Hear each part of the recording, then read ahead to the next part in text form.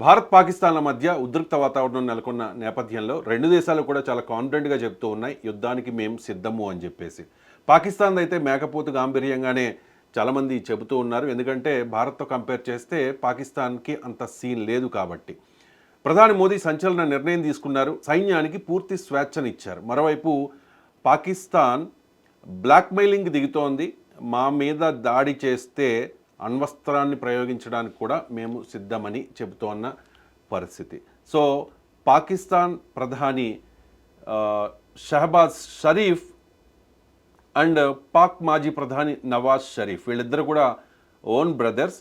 So Nawaz Sharif ప్రస్తుత ప్రధాని Shehbaz షరీఫ్కి warning ఇచ్చారంట. తమ్ముడు జాగ్రత్త, భారత్తో పెట్టుకుంటే మరి వ్యవహారం వేరేలా ఉంటుంది అని చెప్పి. అసలు షహబాజ్కి నవాజ్ షరీఫ్ ఎందుకు వార్నింగ్ ఇవ్వాల్సి వచ్చింది, నవాజ్ షరీఫ్కి గతంలో ఉన్న చేదు అనుభవం ఏంటి అనే దాని మీద మనకి వివరించడానికి అంతర్జాతీయ నిపుణులు ఎంజీ రావు గారు మనతో ఉన్నారు. నమస్తే ఎంజీ రావు గారు. నమస్తే. ఏంటి వీళ్ళిద్దరు బ్రదర్స్ అని కూడా చాలా మందికి తెలియదు. సో వీళ్ళిద్దరు ఓన్ బ్రదర్స్. అసలు నవాజ్ షరీఫ్ గతంలో పాక్ ప్రధానిగా పనిచేశారు కదా, మరి షహబాజ్కి ఎలా అవకాశం వచ్చింది అనేది ముందుగా చెప్పండి మీరు. ప్రస్తుత పాకిస్తాన్ ప్రధాని షహబాజ్ షరీఫ్ ఈయన పంజాబ్ ముఖ్యమంత్రిగా ఉండేవారు. పంజాబ్ ప్రావిన్స్, పాకిస్తాన్లో పంజాబ్ ప్రావిన్స్కి ముఖ్యమంత్రిగా ఉండేవారు. ఇప్పుడు నవాజ్ షరీఫ్ గారు పాకిస్తాన్ పీపుల్స్ పార్టీకి, ఈ పాకిస్తాన్ పిఎంఎల్ అంటారు, పాకిస్తాన్ ముస్లిం లీగ్ పార్టీ అధినేత నవాజ్ షరీఫ్ గారు. ఈ నవాజ్ షరీఫ్ గారుకి స్వయానా తమ్ముడే ప్రస్తుత పాకిస్తాన్ ప్రధాని షహబాజ్ షరీఫ్. ఈ నవాజ్ షరీఫ్ గారికి ఏంటంటే ఆర్మీ కూలదోయడం వల్ల ఈయన గవర్నమెంట్ని ఆర్మీ కొన్ని కేసులు పెట్టి ఎలక్షన్లో నిలబడిన ప్రధానమంత్రి అయ్యే అవకాశం ఆయనకి ప్రస్తుత పాక్ రాజ్యాంగం ప్రకారం లేదు. కాబట్టి ఆయన పార్టీ పిఎంఎల్లో అంటారు, పాకిస్తాన్ ముస్లిం లీగ్ నవాజ్ షరీఫ్ అని పేరు ఆయన మీదే ఉంటుంది. ఈయన గెలిచినప్పటికీ పాకిస్తాన్ ప్రధానమంత్రి అయ్యే అవకాశం లేదు. కాబట్టి స్వయంగా ఆయన బ్రదర్ అయిన ప్రస్తుత పాక్ ప్రధాని షహబాజ్ షరీఫ్కి ఆయన అవకాశం ఇస్తారు. ఆ విధంగా ఈయన ప్రధానమంత్రి అయ్యారనమాట.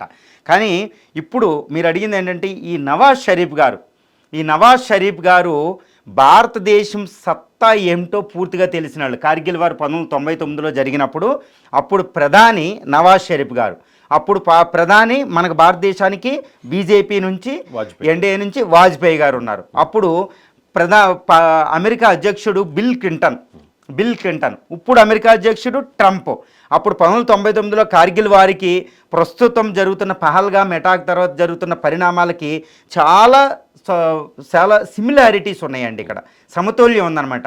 అందుకే నవాజ్ షరీఫ్ గారు ప్రస్తుత ప్రధాని షహబాజ్తో చెప్తున్నారు, అరే నాకు అనుభవం, బ్రదర్ నాకు అనుభవం, తమ్ముడు నాకు అనుభవం పాకిస్తాన్తో, చాలా జాగ్రత్తగా ఉండు. నేనే ఇలా పెట్టుకుని దిమ్మ తిరిగి మళ్ళీ అమెరికా వార్నింగ్ ఇస్తే ఓటమి ఒప్పుకుని బయటికి పోయా. అప్పుడు కథతో పోలిస్తే 25 సంవత్సరాలైంది. ఇప్పుడు భారత్ ఇంకా పెద్దది. అప్పుడు వాజ్పేయి కాస్త మితవాది, ఇప్పుడు ఉన్నది మోడీ అతివాది. ఆల్రెడీ 2 సర్జికల్ స్ట్రైకులు చూసావు. మోడీ ప్రపంచ అధినేత. అప్పుడు వాజ్పేయి కంటే ఎక్కువ ప్రాముఖ్యత ఉంది. భారత్ అప్పటికంటే జీడిపి పరంగా 7-8 రెట్లు పెరిగిపోయింది. పాకిస్తాన్ అట్టడికిపోయాం. ఒరే దాంతో వద్దు బ్రదర్ అని చెప్పినట్టు వార్తలు వస్తున్నాయి. ఇది నిజం. ఎందుకంటే ఇప్పుడు షహబాజ్ ప్రధానైన ఆ పార్టీ అధినేత, అన్ని అనుభవం ఈయనకంటే ప్రస్తుత ప్రధాని కంటే ఎక్కువ అనుభవం ఉండి అంతర్జాతీయ నాయకుడు నవాజ్ షరీఫ్. టెక్నికల్గా షహబాజ్ ప్రైమ్ మినిస్టర్ అయి ఉండొచ్చు, బట్ షాడో పిఎం రైట్ అంతే నవాజ్ షరీఫ్. అంతే, ఆయన కనుసన్నల్లోనే పార్టీ నడుస్తుంది అండ్ ప్రభుత్వం కూడా నడుస్తుంది. మరి ఎంతవరకు కన్సిడర్ చేస్తారు తమ్ముడు? ఇప్పుడు చాలా ముఖ్యమైన విషయం అండి. ఇప్పుడు ఈయన చెప్పిన వార్నింగ్కి షహబాజ్ ఎట్టి పరిస్థితుల్లో పక్కన పెట్టే అవకాశం లేదు. అందుకే హాస్పిటల్లో జాయిన్ అయ్యాడని కూడా పెద్ద పుకారు అనమాట. ఎందుకంటే ఒక్కసారి 1999 కార్గిల్ వారి దగ్గరికి వెళ్దామండి. అప్పుడు ఏంటంటే ఇప్పుడు పాకిస్తాన్ ఆర్మీ చీఫ్ అసీం మున్నీర్, అప్పుడు ఆర్మీ చీఫ్ ఇంకా most powerful army chief Parvez Musharraf, తర్వాత 10 సంవత్సరాలు అధ్యక్షుడిగా పనిచేశాడు, గవర్నమెంట్ కూల్స్. అప్పుడు ముషరఫ్ షరీఫ్ ఏం చేశాడంటే ఇప్పుడు అసీం లాగా మన మీదకి కార్గిల్ దుండగలను పంపాడు. కార్గిల్ ఏరియాని తన అదుపులో తీసుకోవడానికి వచ్చేసాడు అనమాట. ఎందుకంటే తర్వాత సియాచిన్ గ్లేసియర్, జమ్మూ కాశ్మీర్ కొట్టేయచ్చు అనమాట. సో ఈ పర్వేజ్ ముషరఫ్ చేసిన పని ప్రధానికి తెలియదు. అప్పుడు అయినా ప్రధానిగా వ్యవహరించాలి కదా. అప్పుడు భారతదేశం ఇది తెలిసి వాజ్పేయి గారు వెంటనే సైనిక చర్యకి దిగారనమాట 1999 కార్గిల్లో.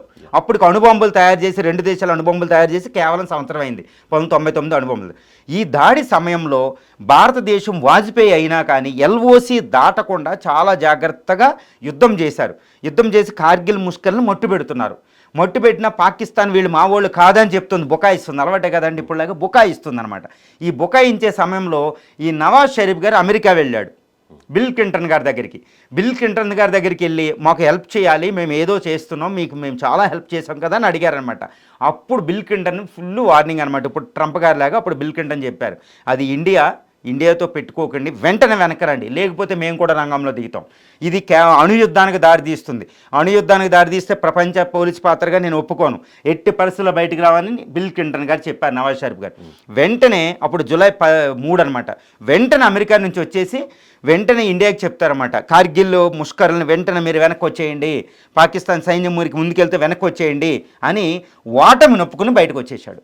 ఒప్పుకునే ఏదో వెళ్ళాడు, ఏదో సాధించేద్దామని దిమ్మ తిరిగింది, వెనక్కి వచ్చారన్నమాట. ఇప్పుడు ఇదే ఎక్స్పీరియన్స్ని పాకిస్తాన్ ప్రస్తుత ప్రధాని వాళ్ళ బ్రదర్ షహబాజ్కి చెప్తున్నారన్నమాట. ఒరే నేను కూడా ఏదో తుంపర్లాడి ఏదో సాధించేద్దామని వెళ్ళాను, ముషరాఫ్ చెప్తే ఇది చేస్తే మన ఆర్మీ అంత సీన్ లేదు, ఆర్మీకి ఈ ఆర్మీ నిన్ను వదిలేసి వెళ్ళిపోద్ది, నన్ను వదిలి వెళ్ళిపోద్ది, నువ్వు బతకలేవు, ఇండియాతో ఒప్పుకో, ఏదోలాగా అంటే యుద్ధానికి వెళ్లకుండా ఎంత కవ్వించినా ఏదో ఒకలాగా చేసుకుని భారతదేశానికి కాళ్ళ బేళ్ళ బడి ఏదడితే అది ఇచ్చి, టెర్రరిస్టులు అవసరమైతే పట్టించి ఇచ్చి నువ్వు బయటకు రారా తమ్ముడని చెప్తున్నారనమాట. సో ఈ విషయంలో మనం ఆల్రెడీ ఈ చెప్పిన విషయాన్ని పాకిస్తాన్ ప్రధాని అమలుపరుస్తున్నట్టు కూడా కనిపిస్తుంది. సైన్యం ఎక్కువ లేదు, ఎక్కువ మాట్లాడడం లేదు, సైన్యం నుంచి ఎక్కువ మాటలు లేవు, చూడండి ప్రొవోకేషన్ లేదు, టెర్రరిస్టుల కోసం ఏదో ఒక చెప్తాడనమాట. హాస్పిటల్లో జాయిన్ అవ్వడం, ఎట్టి పరిస్థితులు హాస్పిటల్లో ఉన్నారు, ఇప్పుడు ఆ హాస్పిటల్లో జాయిన్ అయ్యారు. మిస్సింగ్ ఈయన ఇది ఆర్మీ ఎక్కువ మాట్లాడడం లేదు, ఎప్పుడు దాడి చేస్తుందో ఇండియా అని భయపడుతున్నారు. ప్రపంచ దేశాలు ఇటు చైనా ఇటు అమెరికా వీళ్ళ ఐక్యరాజ్య సమితి వీళ్ళ ప్రస్తావన తీసుకొచ్చి వాళ్ళతో ఏదోలాగా చర్చల్లో పెట్టుకుని మీకు ఇండియాకి మీ టెర్రరిస్టులు ఎవరైతే అటాక్ చేశారో వాళ్ళని మేము పట్టిస్తాం, ఓకే దీని మీద ఇండిపెండెంట్ అంటున్నారు కదా, ఇండిపెండెంట్ ఎంక్వైరీ అంటున్నారు, స్వతంత్ర ప్రోబ్ అంటున్నారు. సో ఏదోలా చేసుకొచ్చి ఏదోలాగా బయటపడాలని పాకిస్తాన్ ప్రయత్నం చేస్తుందని కనపడుతుంది. అందువల్ల ఈ నవాజ్ షరీఫ్ గారు ఓకే షహబాజ్ వాళ్ళ బ్రదర్ ప్రస్తుత ప్రధానికి ఇచ్చిన సలహా చక్కగా వర్కౌట్ అవుతుంది, ఇండియాకి ఇది మంచిదేనండి.